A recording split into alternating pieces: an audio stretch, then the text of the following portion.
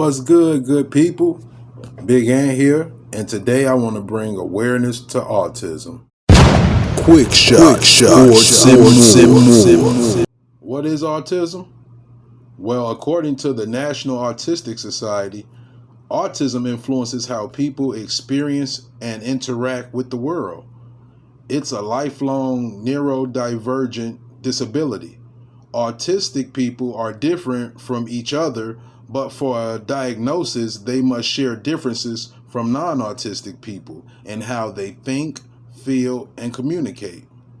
Being autistic means you may feel things and react to them differently than non autistic people. You may find socializing confusing or tiring, and you may become overwhelmed in loud or busy places.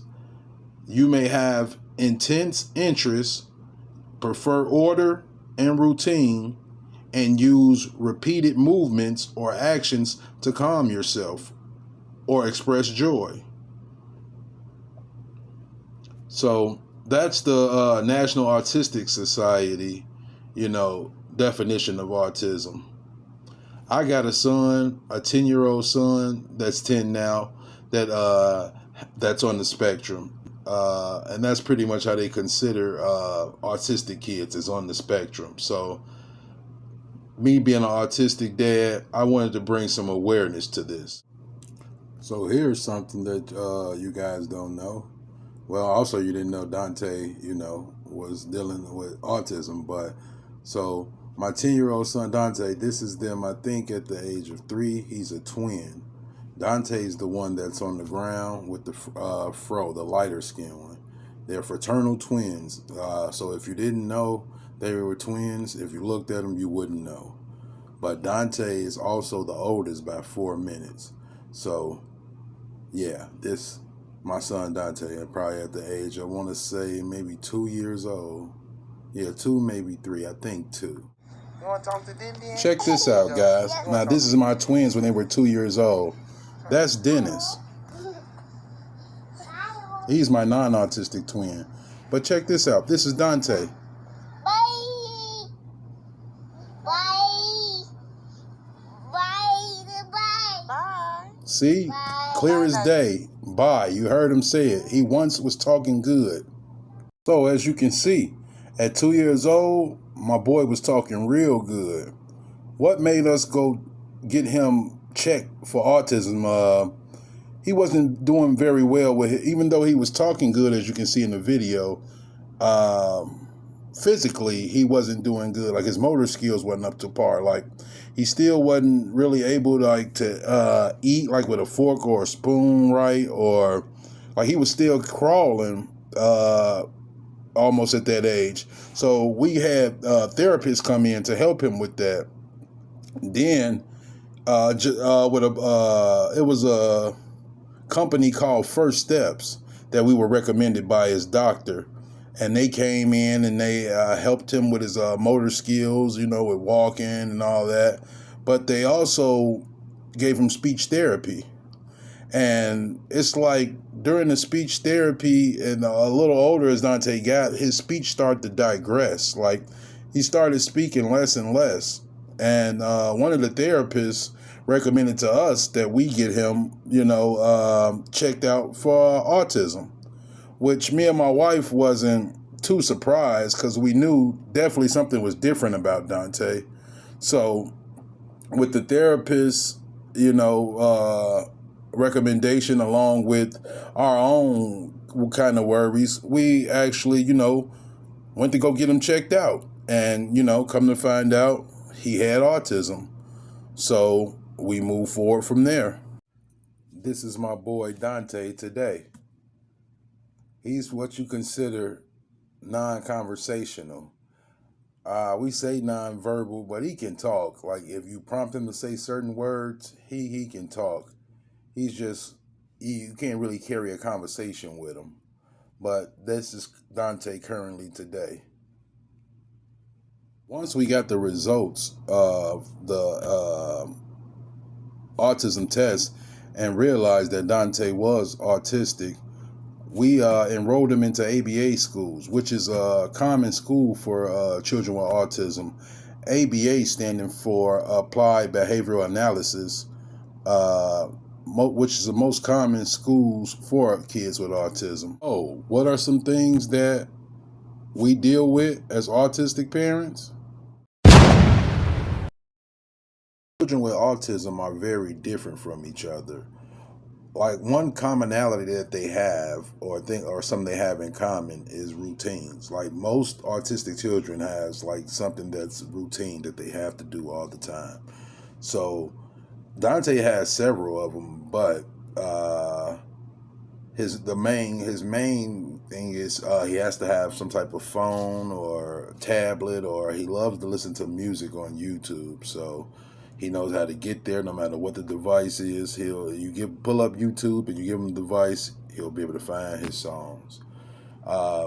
Yeah, that's like a daily routine that he has, along with he's a snack guy, loves snacks. So the good thing is though, when he gets his snacks though, he's more open to do more stuff. It makes him more patient, makes him more, willing just to do things. Also, having a child with autism, it comes with its challenges. Some challenges you overcome. Some challenges are like a day to day, like it's you're constantly dealing with it. But one challenge that we had to overcome, me and my wife had to overcome with Dante, is elopement. For those that don't know, it's basically like running away, like having him out in public. You had to hold his hands, or you know, make sure that we keep him in the cart, that you put the groceries in. That's what we used to do when he was smaller, just to make sure he didn't run off. There's even times where Dante escaped the house, so we had to make sure we had proper locks on the windows, and make sure the doors were locked, make sure the garage was down. Like, he literally used to escape from the house, like, if he could. It's times where he's actually succeeded, and thank God, we were able to have good people that were able to help us, and hold on to him till we found him. Like, he didn't get far, but yeah, the elopement is definitely something, that I don't know if it come with being older, that he just matured and just grew out of, but that's definitely something that we had to overcome, like, or try to prevent. So we just took proper precautions and made sure everything was locked, and yeah, so he couldn't get out. But like now, he's more calmer, and like he's not quick to run and dart off, and we can walk and just hold his hand when we're out in public. So he's definitely gotten better with that. But that's something we had to overcome: elopement. Being an autism parent, some things that I have to deal with. Not even so much like my son Dante. It's when we're in public with the so-called, what I call, the lookers. And what I mean by the lookers are the people that don't understand autism, so they tend to stare. Like, and don't get me wrong, I was there before too. Before I, had a child with autism.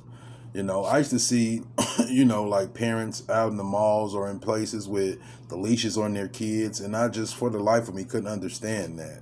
Like, man, is that child misbehaving that bad that you got to put a leash on them? Like, because I'm the disciplinarian in my house, so I felt like ain't nothing a good butt whooping, or a good talking to, or whatever the case may need. Like, I just felt like one nothing's too above any of that. Just getting the child in line. So definitely been there before.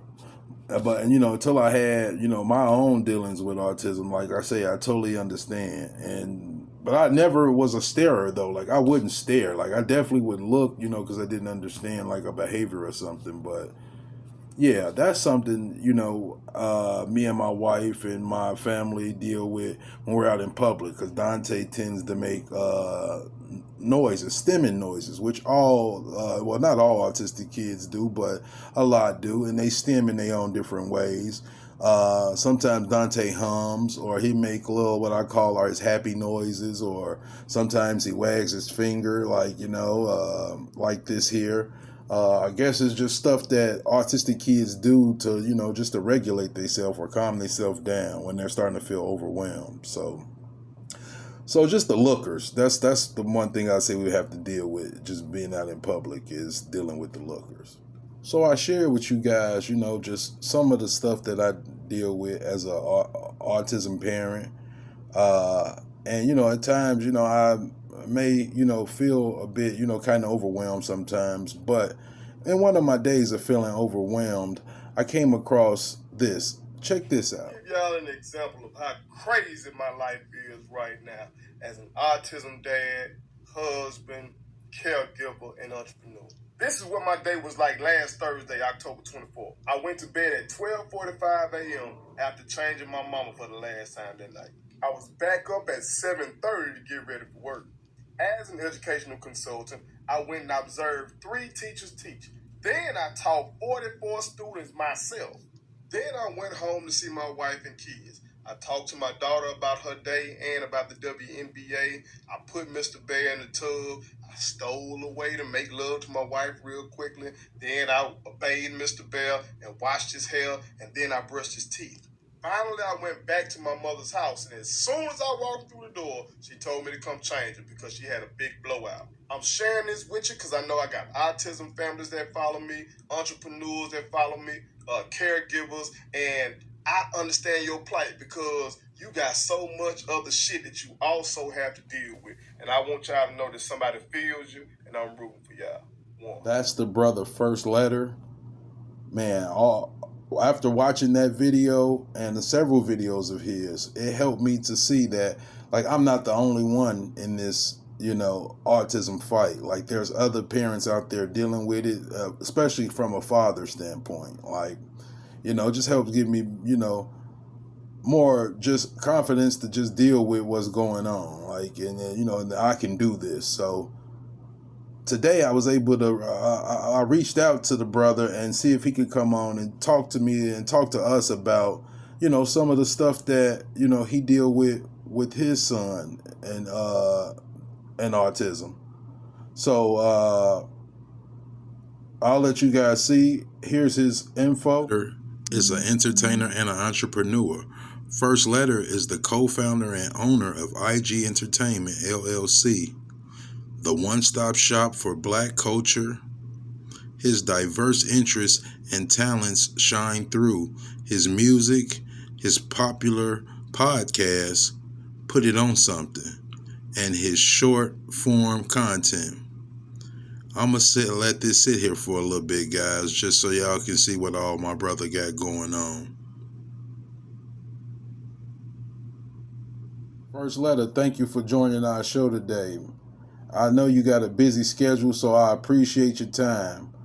Without further ado, we're just going to get straight to the questions. First Letter, I talked about my son's daily routines.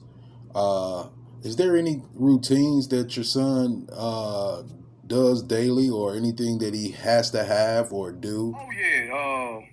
My son is completely routine based, man. From getting ready to go to school, getting in the car after school, to what he does when he gets home, to his bedtime routine. Everything is routine. So I kind of give you some game on or give you some info about his bedtime routine. All right, so me and my wife will let him know it's time to get in the tub. He wants to be the one to turn the water on. Okay, he's going to use the bathroom. Whether he had just used the bathroom or not, he's going to use the bathroom, and he has to be the one to turn the water on. He's going to come. He's going to go in our closet and take his clothes off. He wants to be the one to cut the water off in the tub. Okay, he'll get pissed if you're trying to cut it off before he does it. So then he gets in. We kind of let him, chill for a while, relax. He tries to does try to bathe himself now. We'll double back and make sure he's done it. We'll double back and you really bathe him really well. Let's say I gotta wash his hair. If I put down the shampoo and conditioner right there, he now wants to be the one and to put some of the shampoo in his own hand and put it in his hair. So I let him do that. He wants to dampen his hair. We still had to wash his hair and stuff in the tub, He'll want to try to wash some of it out of his hair himself. He's becoming way more independent, so a lot of this stuff he likes to do himself, and this is all part of his routine. When he gets out, we'll dry him off. He wants to kind of do some of the drying himself now, though. So he wants to dry, his man area himself. He wants to kind of dry his feet by himself. He'll let us kind of help with everything else with that. More and more, he wants to put his own clothes on. Okay, so that's just that part of the routine. Then, I'd say, well, it's time to read a book. So he'll put his phone down. Make sure he does that in a specific place. And then get under the cover really nicely. And then I get into bed with him and read his book. After that, I'll floss him. That's part of the routine. After that, I will say, all right, Mr. Bear, it's time to brush your teeth. Once again, he's going to go use the bathroom. Okay? Whether he has to use it or not, he's going to go and use the bathroom again. When he's done with that, that's when I will brush his teeth. After I brush his teeth, I let him, brush it himself a little bit. He will go back in the closet again with the brush by himself. I don't know why he does this, but it's part of his routine. While he's doing that, I go fix him some water, not much, because I don't want him to have to urinate during the night or anything like that, but just, give him a little bit of water. Once he's done brushing his teeth, he gets his water. After he's done drinking his water, grabs his phone, he looks over at me like, all right, I'm headed to my room. I follow behind him, go in his room, and I got this little night speech that I give to him that I'll be making a reel about that and putting that out. But, see how this is every damn day, that we do this. So he's very routine-based, man, and he can get real upset if his routine is not followed. We try sometimes to break his routine in certain instances, because outside of us, a lot of other people are not going to be like that with him. Like if he's at school and something goes outside the norm, we don't want him to be getting upset. So there are certain times, like today, for instance, I usually when they get out of school, me and my wife pick them up and then we just come straight home. But I wanted some coffee today because hell, I had to work, and so I went and got some coffee, and he didn't get upset, thankfully, about that. So he's very routine based, and I think that's one of the main symptoms of kids with autism anyway. I talked about challenges, elopement with my son. Is there anything that was challenging to you at first with your son that you guys had to overcome or that you're still dealing with now currently? Some of the things that were challenging for my son, getting a haircut. Getting a haircut was crazy. So much so that, I stopped taking him to the barbershop because it was so difficult to give him a haircut because, his senses are so high.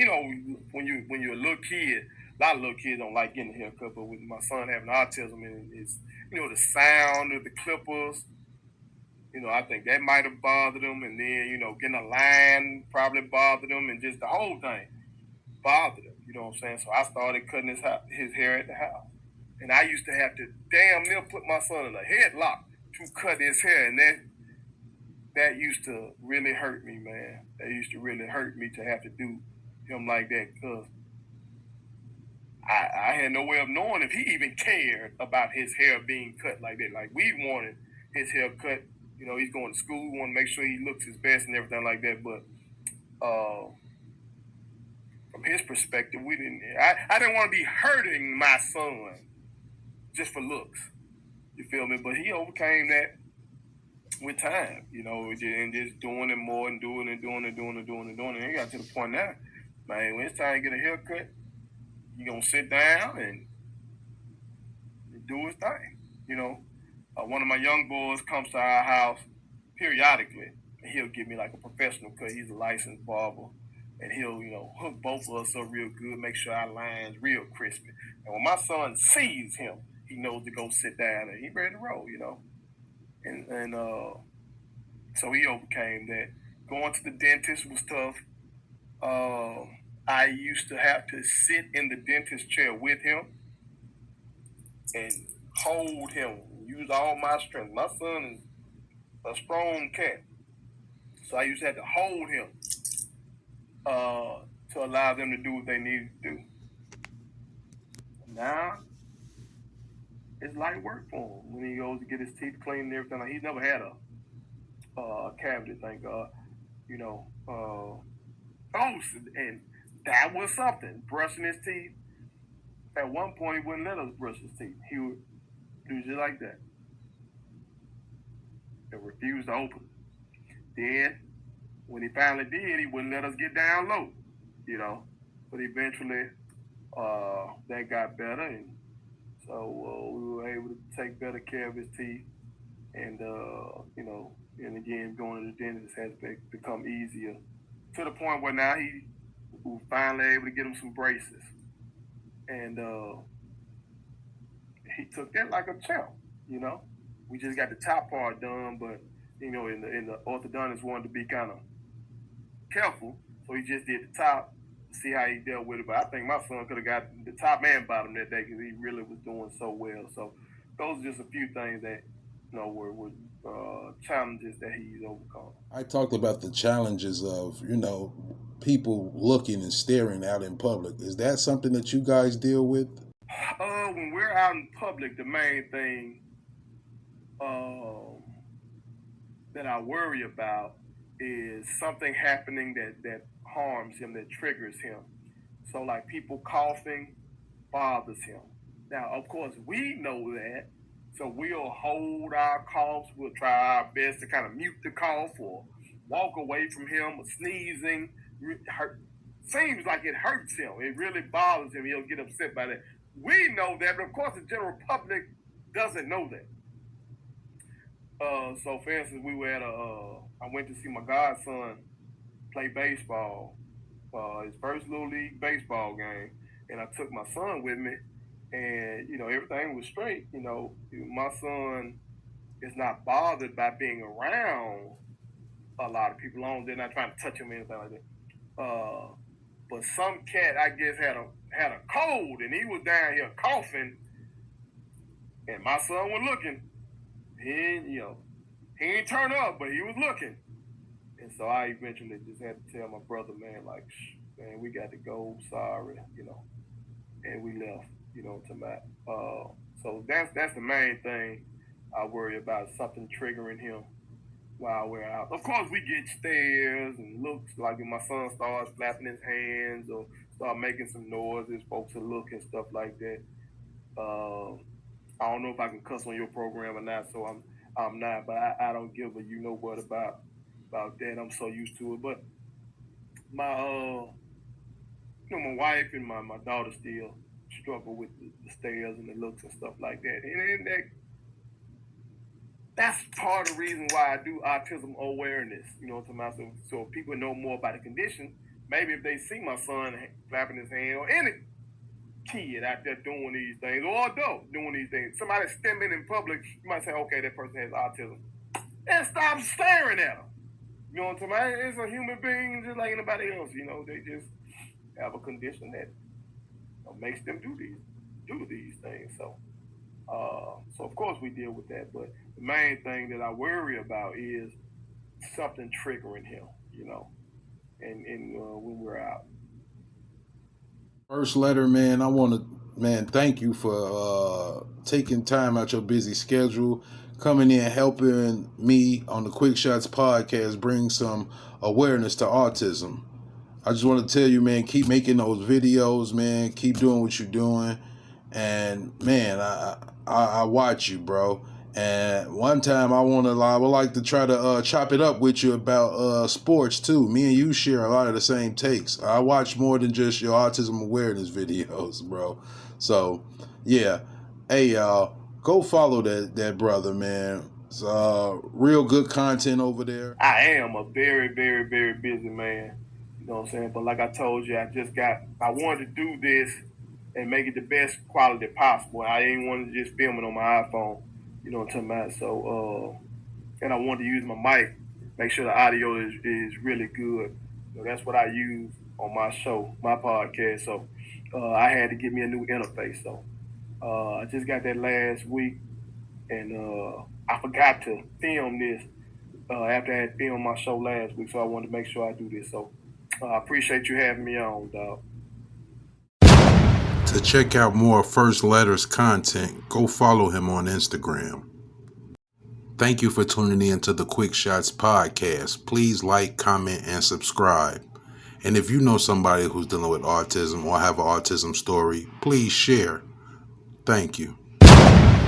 Quick Shots, sports and more.